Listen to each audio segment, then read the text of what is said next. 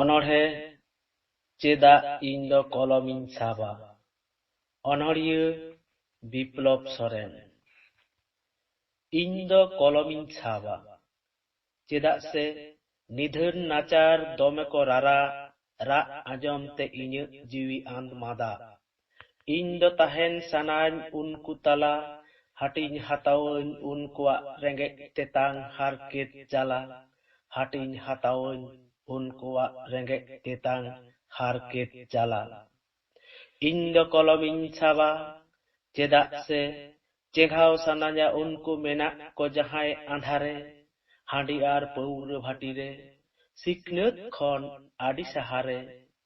unku do banu takwa dis hudis akhir indo samtau sananya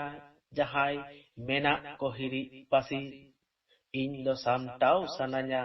jahai menak ko hiri pasi indo kolomin saba Cheda se bodol sananya noa sauta noa eun ari mujud sananya unku sanam bairi bepari ona tegein ola noa hulsei arang rawau sananya atotola disom jakat rarang rawau sananya atotola disom jakat rarang indo kolomin saba Cheda se regek nacar kota ham tuku hiteng jarang beret kuan indo serawa kuan even arang indun jumit kuah mit jatom latar suc akuan lutur hulsei mantar suc akuan lutur hulsei mantar indo kolomin saba Cheda se indo sananya sari kathalei sodor sananya disom talare kai dikoa kei lei hocoseko indo disom bairi induñ ola enho ekal sari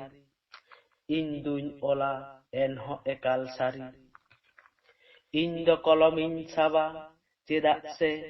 inye kolom ge inye senggel sar inye kolom ge udu anya hor dahar jikany lehya ekla jumi lagi ge inye kolome ola jumi lagi ge inye kolome ola